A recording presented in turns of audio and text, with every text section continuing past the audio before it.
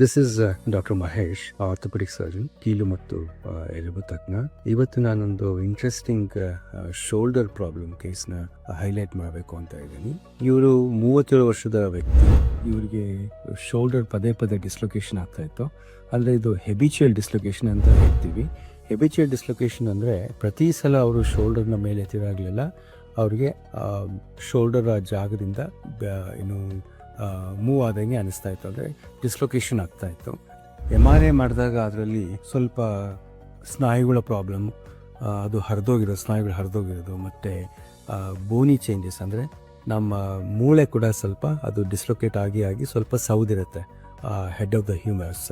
ಇದಕ್ಕೆ ನಾವು keyhole surgery ಅಂತ ಮಾಡಿ ಬೋತ್ ಆ್ಯಂಟಿರಿಯರ್ ಆ್ಯಂಡ್ ಪೋಸ್ಟೀರಿಯರ್, ಅಂದರೆ ಹಿಂದೆ ಮತ್ತು ಭುಜದ ಹಿಂದೆ ಮತ್ತು ಮುಂದೆ ಎರಡು ಕಡೆಯಿಂದ ನಾವು ಸ್ವಲ್ಪ ಸ್ನಾಯುಗಳನ್ನ ಟೈಟನ್ ಮಾಡಬೇಕಾಗುತ್ತೆ. ಟೈಟನ್ ಅಂದರೆ ಇದನ್ನು ಆ್ಯಂಕರ್ಸ್ ಅಂತ ಬರುತ್ತೆ. ಅದರಲ್ಲಿ ನಾವು ಹೊಲಿದ್ಬಿಟ್ಟು ಟೈಟಾಗಿ ಆ ಶೋಲ್ಡರ್ನ ಒಂದು ಪ್ಲೇಸಲ್ಲಿ ಹಿಡ್ಕೊಳ್ಳೋಂಗೆ ನಾವು ರಿಪೇರ್ ಮಾಡ್ತೀವಿ.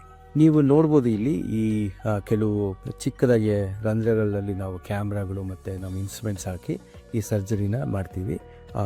ಹರಿದೋಗಿರೋ ಸ್ನಾಯುಗಳನ್ನ ಹೊಲಿತೀವಿ, ಸೊ ದಟ್ ಆ ಶೋಲ್ಡರ್ನ ಮತ್ತೆ ಡಿಸ್ಲೊಕೇಶನ್ ಆಗ್ದಂಗೆ ಅದು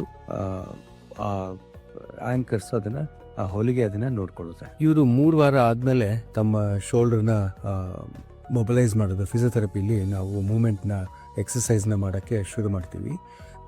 ಈ ವಿಡಿಯೋಲಿ ನೋಡ್ಬೋದು ನೀವು 3 ಮತ್ತು 4 ವಾರ ಆದಮೇಲೆ ಅವರು ಈಸಿಯಾಗಿ ಶೋಲ್ಡರ್ನ ಮೂವ್ ಮಾಡ್ತಾ ಇದ್ದಾರೆ without any risk of dislocation. ಅಂದರೆ ಮತ್ತೆ ಆ ಜಾಯಿಂಟ್ನ ಒಂದೇ ಕಡೆಯಲ್ಲಿ ಇಡೋದಕ್ಕೆ ಪ್ರಯತ್ನ ಮಾಡಿ ಅದು ಮತ್ತೆ ಡಿಸ್ಲೊಕೇಶನ್ ಆಗದೇ ಇರೋ ಥರ ನೋಡ್ಕೋಬೇಕು.